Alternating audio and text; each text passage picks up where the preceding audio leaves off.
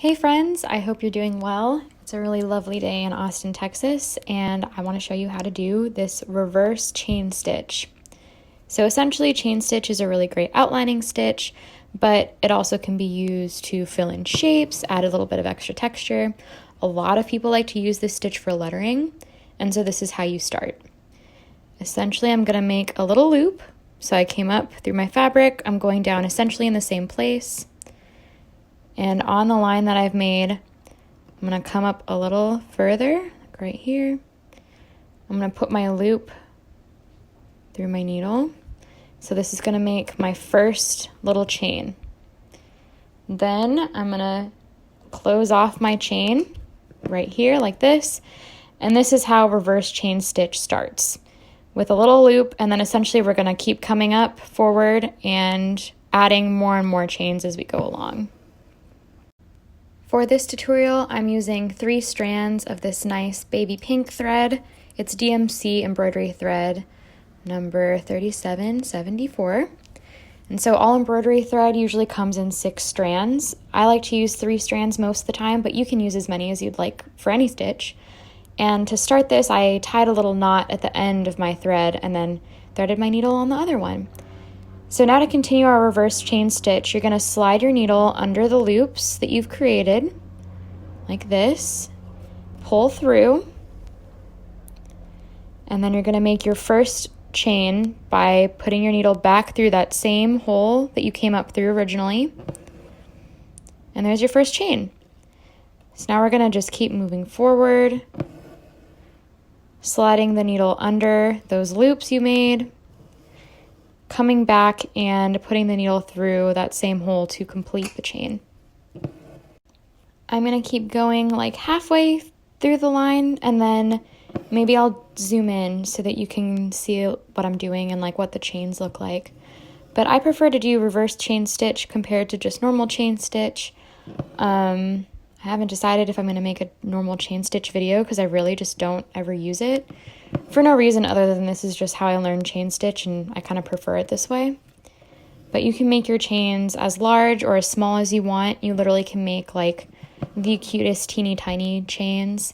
That's what makes the best outlining stitch. If you use like, say, 1 strand of thread and then a really small chain stitch, you're going to have a really beautiful outline. So yeah.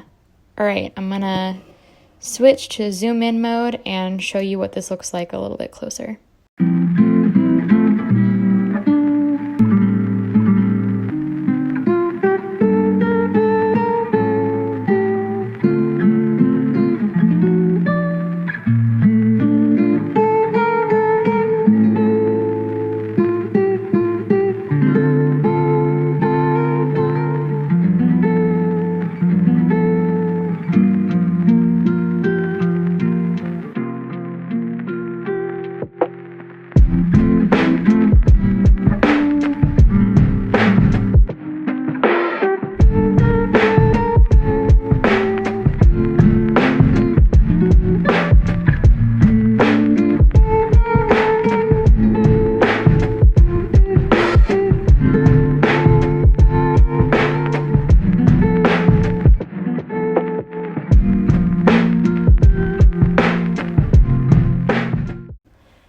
All right, now you've seen what the basic chain stitch looks like for a straight line. Let's go ahead and just start outlining this shape. I'm definitely going to switch to a time lapse because I think you kind of get the gist. But here's how to start again. So I've made this big loop, right? And now I'm going to come up a little bit forward. Make sure my needle's in the middle of that loop. Pull. There's my first chain. And I'm going to close that first chain by sticking my needle through close to where I came up through that loop. So there's my first chain, and then I move a little bit forward, just like right here maybe.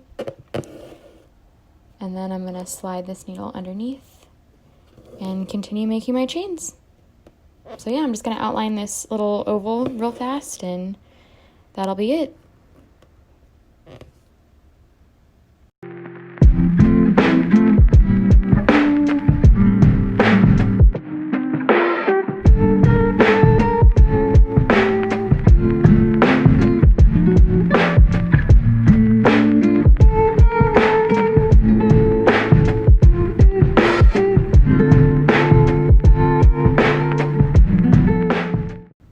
have it, filling out an outline with chain stitch. So people really like this stitch because it's really great around curves, and so it can be used for really nice and neat lettering. But yeah, I hope this was helpful and you enjoyed learning how to use this reverse chain stitch, and let me know if you have any questions.